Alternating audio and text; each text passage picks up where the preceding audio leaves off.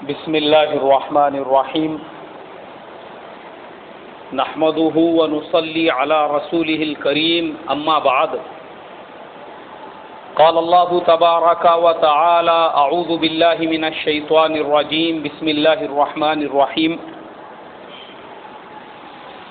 لقد كان لكم في رسول الله اسوة حسنة وقال تعالى اعوذ بالله من الشيطان الرجيم وما ارسلناك الا رحمة للعالمين صدق الله العظيم۔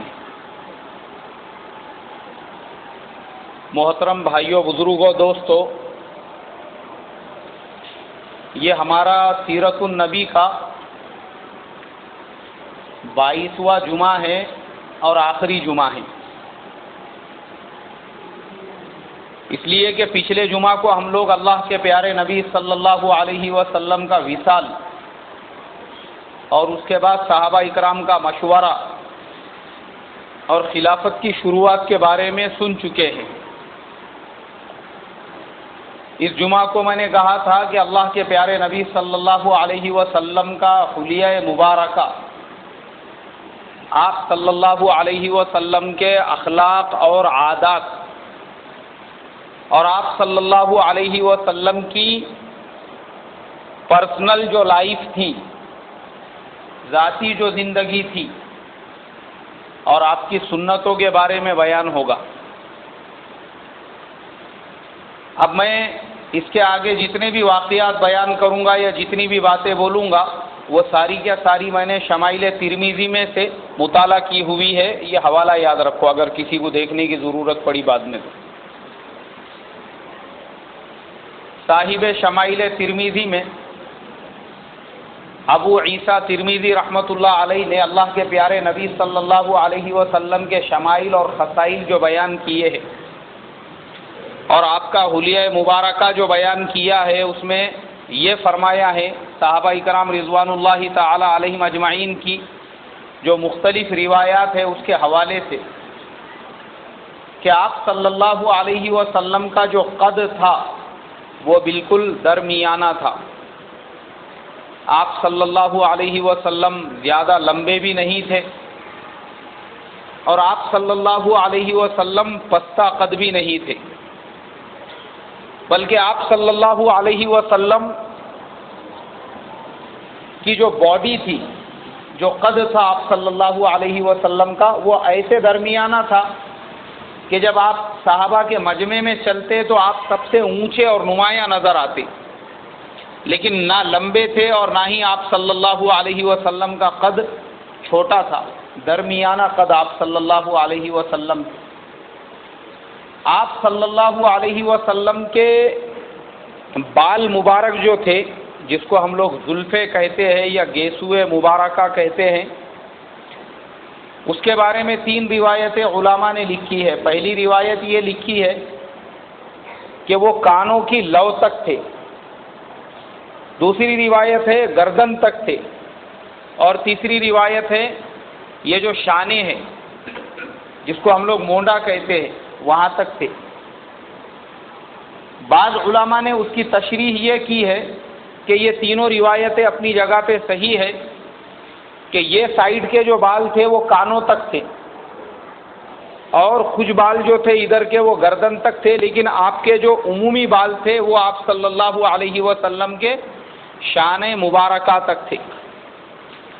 اور آپ صلی اللہ علیہ وسلم کا طریقہ کار یہ تھا کہ آپ صلی اللہ علیہ وسلم سر میں تیل لگایا کرتے تھے، اور وہ تیل بھی اتنی کثرت سے لگاتے تھے کہ حضور صلی اللہ علیہ وسلم کے سر اور ٹوپی دونوں کے درمیان میں ایک کپڑا رکھنا پڑتا تھا، تو وہ کپڑا جو ہے تیل کی وجہ سے پورا تیل کا کپڑا ہو جاتا تھا۔ آپ صلی اللہ علیہ وسلم خاص طور پہ آئینہ لے کر اس کے سامنے بیٹھ کے کنگھی ایسا نہیں کیا کرتے تھے، بلکہ آئینے میں دیکھنا حضور کی سنت ہے، مگر حضور صلی اللہ علیہ وسلم ہاتھوں سے ہی بالوں کو سیدھا کر دیا کرتے تھے۔ پہلے آپ صلی اللہ علیہ وسلم مانگ نہیں نکالتے تھے، مگر جب آپ صلی اللہ علیہ وسلم مدینے میں پہنچے تو آپ نے دیکھا کہ مدینے کے جو یہود ہیں وہ سائڈ کی مانگ نکالتے ہیں، جیسے بہت سارے ہم مسلمان بھی نکالتے ہیں، کبھی رائٹ سائڈ سے نکالتے ہیں، کبھی لیفٹ سائڈ سے نکالتے ہیں. تو آپ صلی اللہ علیہ وسلم نے بیچ کی مانگ والا طریقہ اختیار کیا، سر کے بیچ میں سے مانگ نکالنے کا، تاکہ یہودیوں کی اس میں بھی مخالفت ہو. تو حضور جو مانگ بھی نکالتے تھے اس کے لیے ایسا خاص آئینہ لے کے کنگھے میں دیکھ کے ایسا پورا نہیں کیا کرتے تھے، بلکہ سے اپنے ہاتھوں سے ہی بالوں کو دونوں سائیڈ میں کر دیا کرتے تھے، تو آپ صلی اللہ علیہ وسلم کی مانگ نکل جاتی تھی. اور اس کے بعد آپ صلی اللہ علیہ وسلم ٹوپی پہنتے تھے اور اس کے اوپر امامہ باندھتے تھے. امامہ باندھنے کے بارے میں بھی امام ترمذی رحمۃ اللہ علیہ نے 2 روایتیں لکھی ہے. ایک تو یہ لکھی ہے کہ اللہ کے نبی صلی اللہ علیہ وسلم جب فتح مکہ کے وقت میں مکے میں داخل ہوئے تو آپ کے سر مبارک پر سیاہ یعنی کالا امامہ تھا. اور ایک روایت میں ملتا ہے کہ بعض مواقع پہ آپ صلی اللہ علیہ وسلم نے سفید امامہ بھی اپنے سر پہ پہنا ہے. تو حضور صلی اللہ علیہ وسلم نے اپنے سر پہ ہمیشہ امامہ باندھا ہے، پھر چاہے وہ کالے کلر کا ہو یا پھر چاہے وہ سفید کلر کا ہو. یہ 2 کلر حدیث کی کتابوں میں ملتے ہیں اللہ کے نبی کے امامے کے. ٹوپی جو ہے میرے محترم بزرگوں، آپ صلی اللہ علیہ وسلم کی جو تھی اس کے بارے میں نے بہت ساری حدیثوں کو تحقیق کیا، مگر مجھے کوئی خاص اس کے اندر ڈیزائن نہیں ملا کہ حضور کیسی ٹوپی پہنتے تھے. ہم لوگ ہندوستان میں جو ٹوپیاں پہنتے ہیں یہ ٹوپیوں کو ہم حضور کی سنت کا نام نہیں دے سکتے کہ ایسی ٹوپی پہننا سنت ہے اور 4 کلی کی پہننا سنت ہے. کوئی بولتا 6 کلی کی پہننا سنت ہے، اور کوئی بولتا کہ گول پہننا سنت ہے، اور کوئی بولتا وہ جو کشتی ٹوپی رہتی انا ہزارے کے جیسی وہ پہننا سنت ہے، اور کوئی بولتا وہ جو 2 پلو کی ٹوپی رہتی، 2 کپڑے ایسے بیچ میں جوڑے ہوئے رہتے، وہ سنت ہے. تو یہ کوئی بھی ٹوپی کا سنت سے کوئی تعلق نہیں ہے.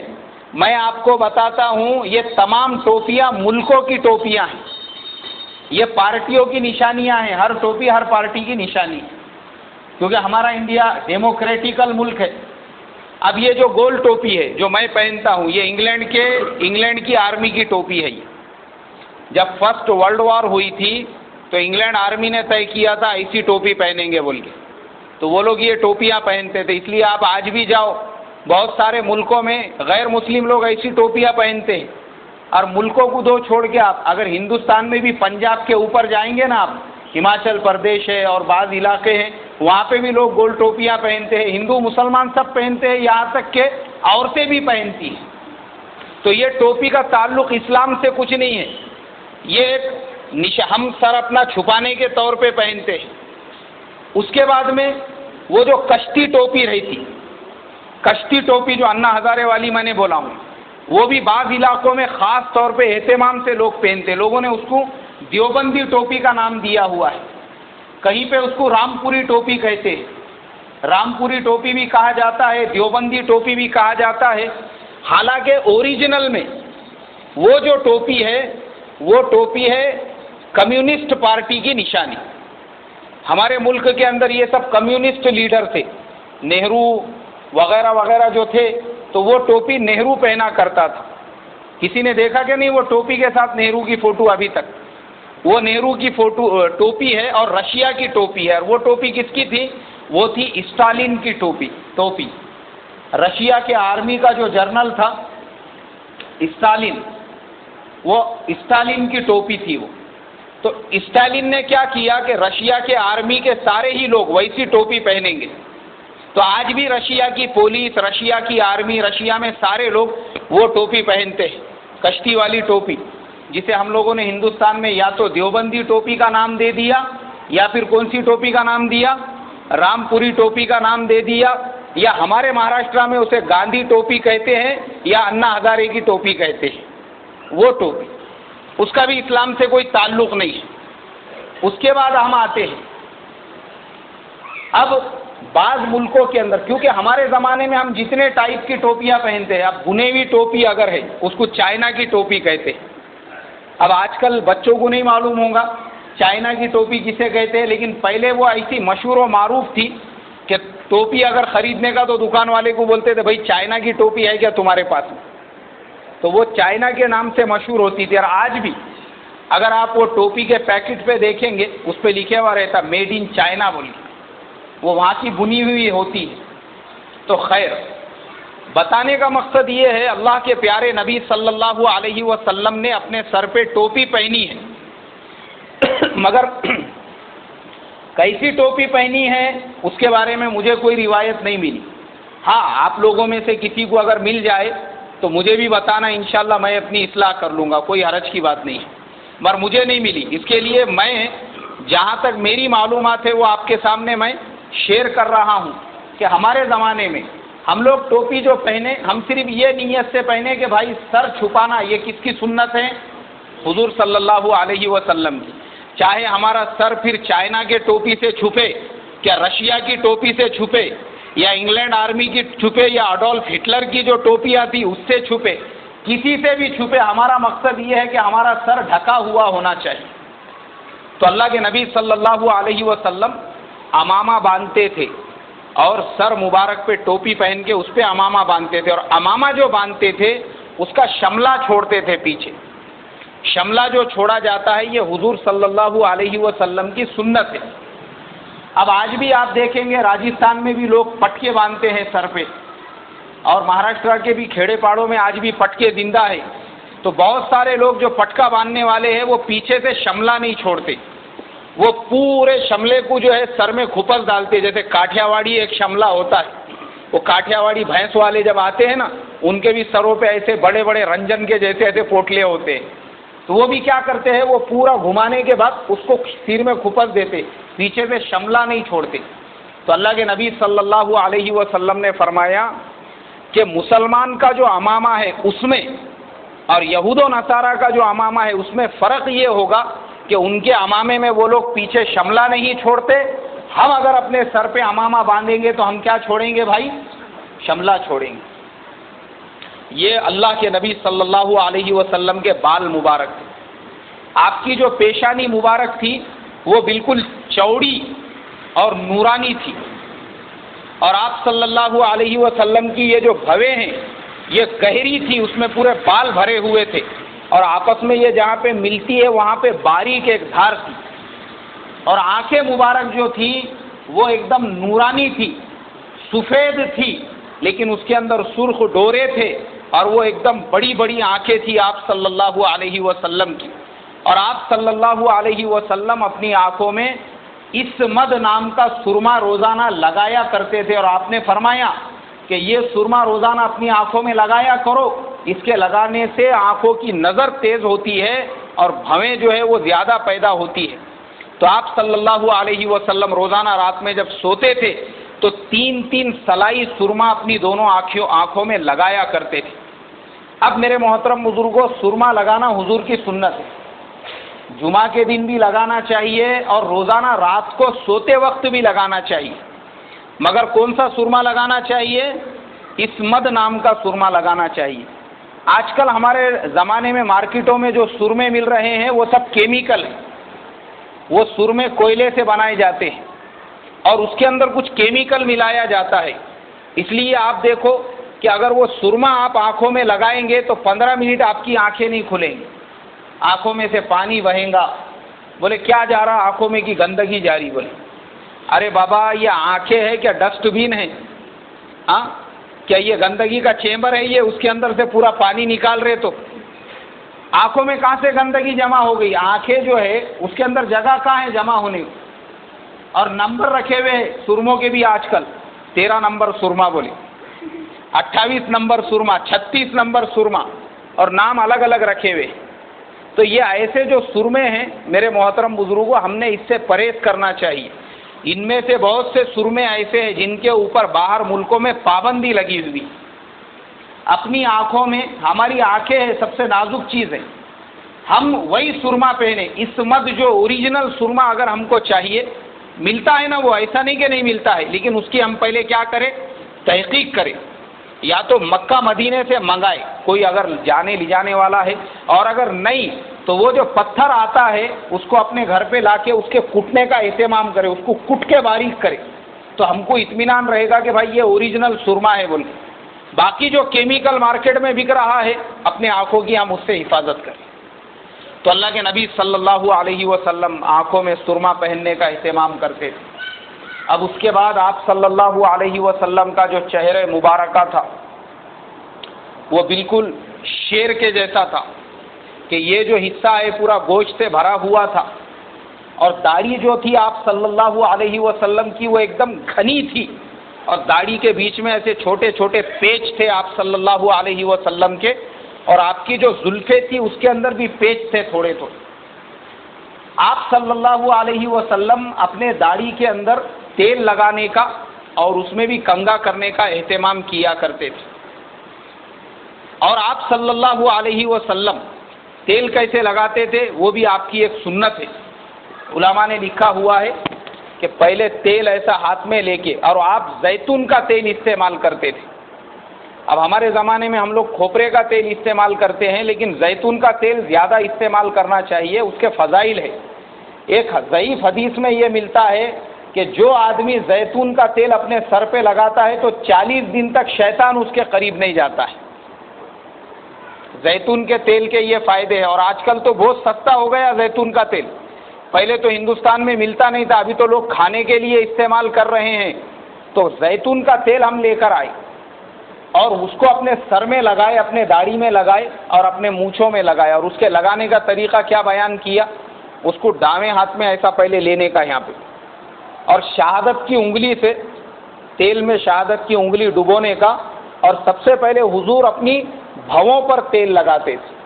یہ آنکھوں کے اوپر جو بھو ہے جس کو ہم لوگ ایبرو کہتے ہیں، اس کے اوپر ہم تیل لگائیں، وہاں پہ تیل لگانے کے بعد میں پھر اپنے مونچھوں پہ تیل لگائیں، اور پھر اس میں ہاتھ لگا کے سیدھے ہاتھ سے داڑھی میں تیل لگائیں، اور داڑھی میں تیل لگانے کے بعد اس کے بعد آپ صلی اللہ علیہ وسلم پیشانی پہ ایسا تیل ڈال دیتے تھے جو نیچے تک پورے سر کے اندر چلا جاتا تھا۔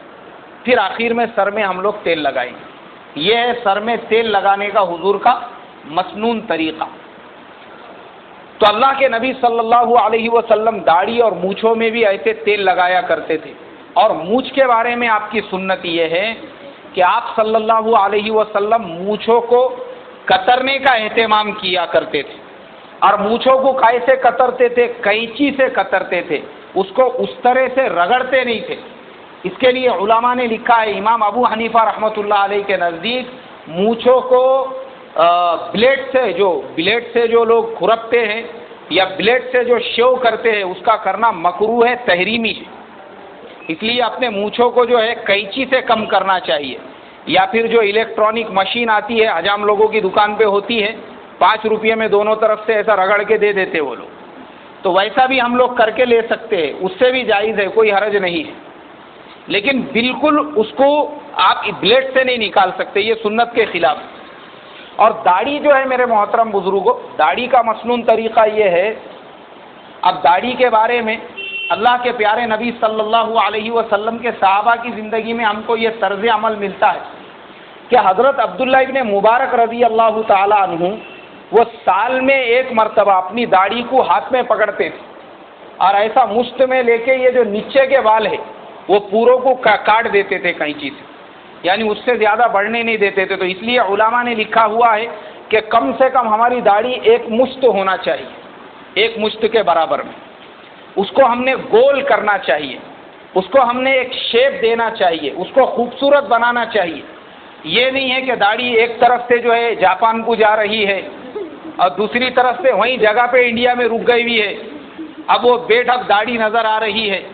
اور جو داڑھی والے صاحب ہیں ان کو اگر سمجھایا جائے کہ بھائی صحابہ کی سنت ہے اپنے داڑھی کو ذرا تھوڑا شیپ دینا، اس کے بال وغیرہ برابر کرنا، تو وہ قینچی لگانے کو تیار نہیں ہے، تو یہ خلاف سنت عمل ہے۔ سنت عمل یہ ہے آپ اپنی داڑھی بھی مسلمان کی داڑھی بناؤ۔ اب میں آپ کو بتاتا ہوں ہمارے صحابہ کے نزدیک اور بزرگان دین نے داڑھی کو گول شیپ میں لینا کیوں ضروری قرار دیا؟ اس لیے کہ یہودی اپنے داڑھی کو قینچی نہیں لگاتے، سکھ مذہب کے لوگ اپنے داڑھی کو قینچی نہیں لگاتے، ان کے نزدیک حرام ہے۔ ان کے نزدیک ایک بار جب کھیت شروع ہو گیا، اب اس کے بعد جہاں تک وہ کھیت جاتا جانے دو اس کو آپ کٹنگ وٹنگ نہیں کر سکتے۔ مگر اسلام نے کہا کہ نہیں بابا، مسلمان کی داڑھی میں، یہود و نصارہ کی داڑھی میں اور سکھوں کی اور غیروں کی داڑھی میں زمین آسمان کا فرق ہے۔ وہ اپنی داڑھی کو قینچی نہیں لگاتے، مگر مسلمان اپنی داڑھی کو کیا کرتا ہے بھائی؟ گول کرتا ہے، ان کے طریقے کے خلاف۔ اگر ہم بھی اپنے داڑھی کو ان کے طریقے پہ چھوڑ دیں گے تو یہودیت میں اور ہمارے ان کے داڑھی میں کوئی فرق نہیں رہے گا۔ تو یہ صحابہ کا طریقہ ہے۔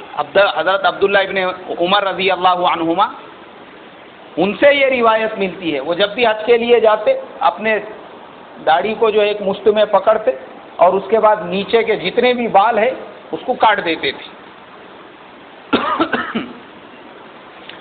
اور مونچھوں کے بارے میں تو میں نے بتا دیا آپ کو۔ اور پھر ایک روایت بھی ملتی ہے، ایک صحابی اللہ کے نبی صلی اللہ علیہ وسلم کی خدمت میں آئے، حضور نے دیکھا ان کی مونچھیں بالکل بڑی ہوئی ہے، آڑے ٹیڑھے بال ادھر کے ادھر جا رہے ہیں، تو آپ صلی اللہ علیہ وسلم نے اپنی مسواک نکال کر ان کی مونچھوں کے نیچے رکھ کے ان کے مونچھوں کو برابر کیا، ہونٹوں کے اوپر سے قطر دیا اور ان سے کہا کہ بھائی صاف ستھرے رہا کرو، اللہ جمیل یحب الجمال، اللہ تبارک و تعالیٰ خود بھی صاف ستھرے ہے، بہترین اور خوبصورت ہے، اور اللہ تبارک و تعالیٰ صاف ستھرے لوگوں کو، اچھے رہنے والوں کو اور خوبصورت لوگوں کو کیا فرماتے ہیں؟ پسند فرماتے ہیں۔ اس کے لیے ہم نے بھی ایسا رہنا چاہیے۔ اللہ کے نبی نے ان کی مونچھوں کو اپنے ہاتھوں سے قطرا اور قطر کے یہ کہا کہ اپنے بالوں کو ذرا برابر رکھنے کا اہتمام کیا کرو۔ اب ہمارے زمانے میں اب داڑھی کے بال سفید ہو رہے ہیں یا سر کے بال سفید ہو رہے ہیں تو بہت سارے لوگ اس کے اندر خضاب کا استعمال کرتے ہیں، جسے ہم لوگ ڈائی کہتے ہیں۔ ڈائی کے بارے میں میں پڑھتے بیٹھا تھا، صبح سے وہی پڑھ رہا تھا میں، شمائل ترمذی، اس میں انہوں نے صاف لفظوں میں لکھا امام ترمذی نے کہ بولے دیکھو حضور صلی اللہ علیہ وسلم نے اپنی زندگی میں کبھی بھی مہندی یا کسی اور چیز کا استعمال نہیں کیا، یہ کسی روایت میں نہیں ملتا ہے۔ وجہ کیا ہے اس کی وجہ یہ ہے کہ جب آپ صلی اللہ علیہ وسلم کے وصال کا وقت قریب آیا تھا، اس وقت میں صحابہ فرماتے، حضرت انس فرماتے آپ کے داڑھی میں صرف 14 بال سفید تھے، اور ایک دوسرے صحابی کہتے ہیں 17 بال سفید تھے، اور ایک صحابی کہتے ہیں کہ 20 بال جو ہے آپ کے سفید تھے۔ تو جب حضور کے داڑھی میں بال ہی سفید نہیں تھے، گنتی کے چند بال تھے، تو خضاب لگانے کا سوال ہی نہیں پیدا ہوتا۔ مگر صحابہ سے یہ روایت ملتی ہے کہ حضرت ابو بکر صدیق رضی اللہ تعالیٰ عنہ ان کی داڑھی مبارک میں وہ مہندی لگایا کرتے تھے۔ تو اس سے ہمارے علماء فرماتے ہیں کہ داڑھی میں مہندی لگانے میں کوئی حرج نہیں ہے۔ آج مارکیٹ میں الگ الگ ٹائپ کے ڈائی آ چکے ہیں، گودریج ہیئر ڈائی اور گارنیئر ہیئر ڈائی اور پھر کیا کیا نام ہے کمپنیوں کے، الگ الگ ٹائپ کے آ چکے ہیں۔ اس کے اندر ہوتا ہے کیمیکل، اس کا سب سے بڑا سائیڈ ایفیکٹ ہوتا ہے آپ کی آنکھیں کمزور ہوتی ہے اس سے، اور دوسری چیز یہ کہ خلاف سنت ہے، اور تیسری چیز یہ کہ اگر آپ داڑھی پہ یا سر کے بالوں پہ ڈائی لگاتے ہیں تو آپ کا وضو نہیں ہوگا اور آپ کا غسل نہیں ہوگا، اس لیے کہ ڈائی جو ہوتی ہے وہ ایک بارڈر بناتی ہے پلاسٹک کے جیسا آپ کے بالوں کے بیچ میں اور پانی کے بیچ میں، اور شریعت یہ کہتی ہے کہ غسل کے اندر بھی کہ پورے بدن پہ اس طرح پانی بہائے کہ کس کے برابر جگہ سوکھی نہ رہے، ایک بال کے برابر بھی جگہ نہ سوکھی رہے۔ اب جب آپ کی پوری داڑھی سوکھی رہیں گی تو غسل ہوگا نہیں ہوگا۔ وضو کے اندر بھی پیشانی کے بالوں سے لے کے ٹھڈی کے نیچے تک اس میں پوری داڑھی آ گئی۔ اب جب داڑھی بھیگ ہی نہیں رہی ہے تو وضو کہاں سے ہوگا؟ تو اس کے لیے میرے محترم بزرگوں، ہیئر ڈائی جو ہوتا ہے وہ پرت چڑھا دیتا ہے ہمارے بالوں کے اور پانی کے درمیان میں، اس لیے علماء فرماتے ہیں اور صحابہ کی سنت ہے، اگر آپ کے داڑھی کے بال سفید ہو رہے ہیں یا سر کے بال سفید ہو رہے ہیں تو آپ اس میں مہندی لگائیے۔ کیا لگائیں گے بھائی؟ مہندی لگائیے۔ اور مہندیوں میں بھی جو اوریجنل نیچرل مہندی آتی ہے 100% وہ مہندی استعمال کریں۔ آج کل مہندیوں میں بھی کیمیکل آتے ہیں اور کلر آتے ہیں، اس میں آپ کو کیسا کلر چاہیے، مٹکے کے جیسا کلر چاہیے، گدھا کلر چاہیے یا آپ کو جو ہے وہ پان میں لگاتے کتھا کلر چاہیے، آپ کو کیسا کلر چاہیے، اس کے پیکٹ رہتے ان کے پاس میں. تو ہمارے ایک مولانا ہیں، ان کے والد صاحب بیچتے مہندی. میں نے ایک دن ان کو پوچھا، میں بولا حاجی صاحب یہ الگ الگ کلر کی جو مہندیاں ہیں، بولے یہ سب میں کیمیکل ڈالا ہوا ہوتا ہے. یہ بولنے کے لیے مہندی ہے لیکن مہندی نہیں ہے، اس میں سب میں کیمیکل ڈالا ہوا ہے. وہ کیمیکل کی وجہ سے آپ کو جیسے بال بنانا ہے آپ بنا سکتے. اگر آپ کو گدھا کلر لینا ہے وہ لیجئے، مٹکے کا کلر لینا ہے وہ لیجئے، آپ کو کتھا کلر لینا ہے وہ لیجئے، جیسا کلر لیں گے ویسا آئے گا. میں نے کہا شریعت کے اندر تو کلر جو اس کا ہے وہ تو نہیں استعمال کر سکتے، تو پھر نیچرل کلر کون سا ہے؟ بولے نیچرل مہندی گنپتی مہندی ہے.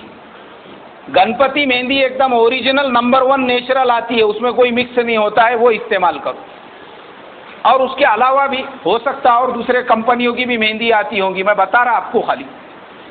تو مہندی ہم استعمال کریں. اللہ کے نبی صلی اللہ علیہ وسلم نے تو نہیں استعمال کیا، لیکن حضرت ابو بکر صدیق نے استعمال کی. اس کے بعد میں دانت. آپ صلی اللہ علیہ وسلم کا جو منہ مبارک تھا اس میں آپ کے جو دانت تھے وہ موتیوں کی طرح سے تھے، اور آپ کے دانت جو ہے وہ بالکل ایک دم علماء نے لکھا موتیوں کے جیسے تھے، جن میں گیپ وغیرہ کچھ بھی نہیں تھا، اور سامنے کے دانتوں کے درمیان میں تھوڑا سا ایک بال کے برابر میں گیپ تھا. اتنے خوبصورت آپ کے دانت تھے.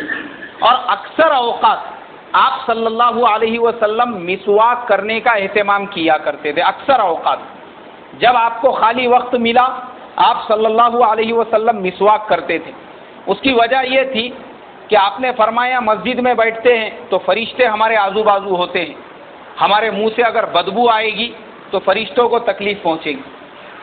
اس کے علاوہ حضرت جبریل آپ کے پاس میں وہی لے کر آتے تھے، تو آپ صلی اللہ علیہ وسلم ان سے بات چیت کرتے تھے، تو آپ یہ گوارا نہیں کرتے تھے کہ آپ کے منہ میں سے کوئی بو آئے جس سے ان کو تکلیف پہنچے. تو آپ ایک تو مسواک کا اہتمام کرتے تھے، اور وہ تمام چیزیں جن سے منہ میں بدبو پیدا ہوتی ہے، جیسے کاندا ہے، جیسے لہسن ہے، جیسے اور بہت ساری چیزیں ہیں، وہ کھانے کے بعد جس سے منہ میں بدبو آتی ہے، حضور وہ کبھی بھی استعمال نہیں کرتے تھے.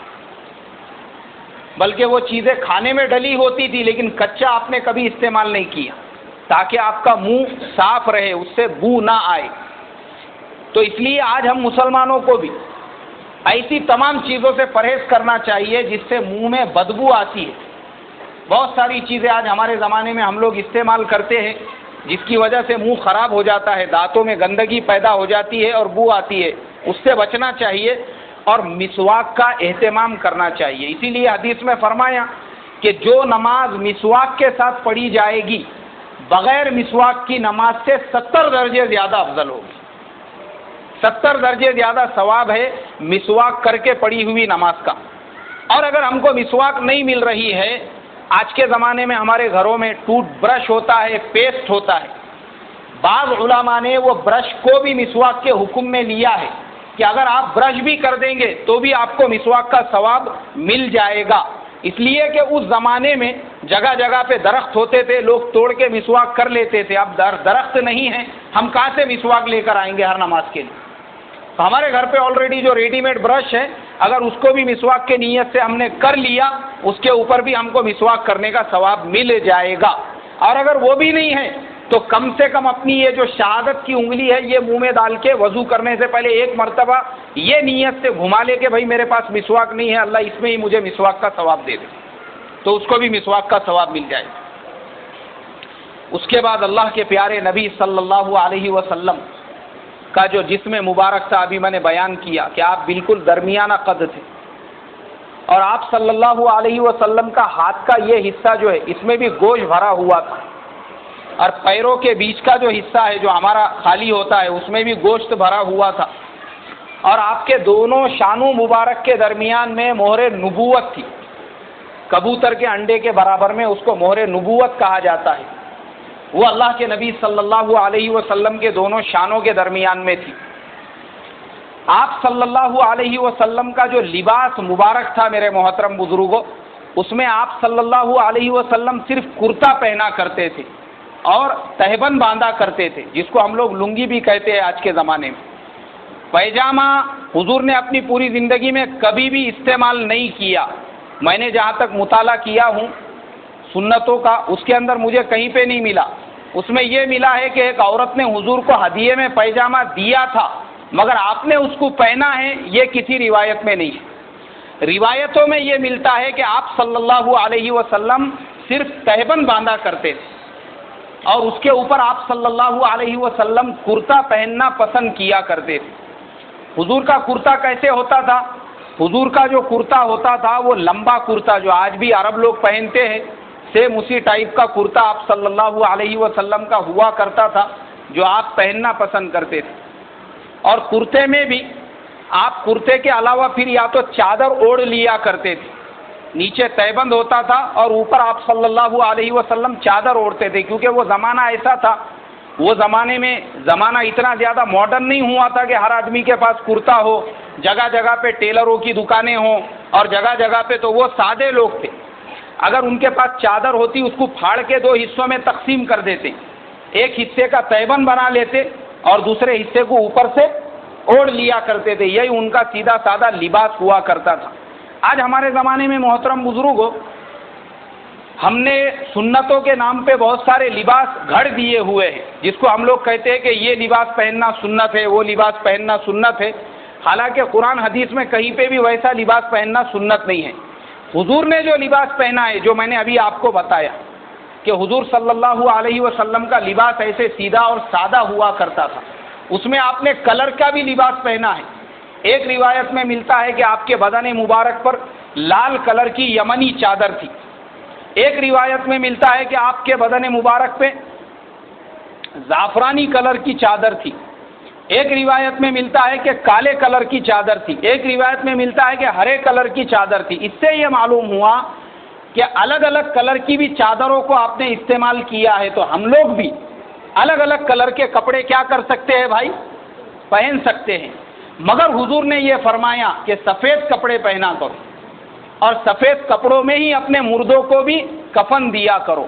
تو اس کے لیے پہلی فرصت میں ہم ترجیح دیں سفید کلر کے کپڑے پہننے کو. لیکن اگر دوسرے کلر کے بھی ہم پہن رہے ہیں اس میں کوئی حرج کی بات نہیں ہے، وہ بھی حدیث سے ہم کو ثابت ملتا ہے. اس کے علاوہ جو اللہ کے نبی کا لباس تھا، جو جبہ آپ صلی اللہ علیہ وسلم نے پہنا تھا، آپ صلی اللہ علیہ وسلم وہ پہنتے تھے. تو آج ہمارے پورے ہندوستان میں نہیں، پوری دنیا میں گارنٹیڈ کہتا ہوں کوئی بھی ویسا جبہ نہیں پہنتا.